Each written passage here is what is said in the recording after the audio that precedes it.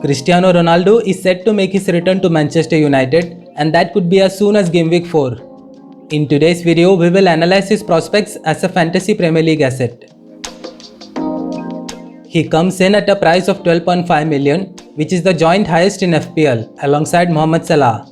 Classified as a forward, he is selected by around 16% of the managers worldwide. There is no question that he has been one of the all-time greats of the sport, and his statistics justify that. At the club level, he has scored an astonishing 674 goals in 895 games, scoring 48 hat-tricks in the process. He has also provided 194 assists in those games. Last season, he played for Juventus in the Italian Serie A, where he was the top scorer of the league. His stats included 29 goals and 3 assists in 33 games. His expected goals figure last season was 29.84. He is no stranger to Fantasy Premier League, as he was part of the game for 3 seasons from 2006 to 2009. During that period, he scored a total of 66 goals and provided 29 assists, averaging 32 attacking returns per season. He scored a total of 733 fantasy points, which included 94 bonus points as well. That's an average of more than 240 fantasy points per season. It's also worth noting that he was classified as a midfielder back then. Manchester United have good upcoming fixtures from an attacking point of view until Game Week 9. They face Newcastle, West Ham, Aston Villa, Everton and Leicester in the upcoming games. None of those teams have posted particularly good defensive numbers so far this season. How does Ronaldo fare in comparison to the other premium forwards in the game? Let's compare and find out. Romelu Lukaku has a much higher ownership than CR7, and the Belgian is 1 million cheaper as well.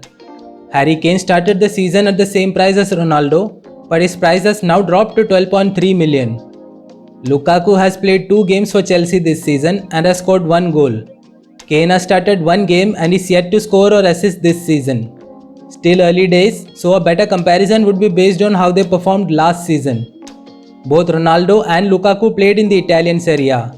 The Portuguese scored 29 goals in 33 games, which was more than Lukaku's 24 goals in 37 games. The Belgian, however, provided more assists, which was 11 compared to Ronaldo's 3. No other player in the league had more goal contributions than Lukaku. Harry Kane had an outstanding last season as well, as he not only won the Premier League Golden Boot but also topped the charts for assists. Out of all 3, Kane had the most goal contributions with 37. CR7 seems to have the better fixtures over the next 3 game weeks. Lukaku faces Aston Villa, Spurs and Manchester City, while Kane faces Crystal Palace, Chelsea and Arsenal.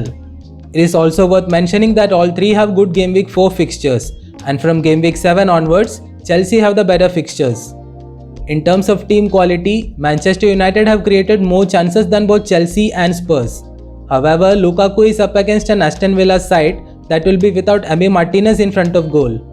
A point of concern though is that he is currently flagged in yellow and might miss the game due to a thigh injury. So before coming to a conclusion, let's list out the factors that work in favor of Cristiano Ronaldo. Bruno Fernandes was the top scoring player in FPL last season, and his main source of goals was penalties.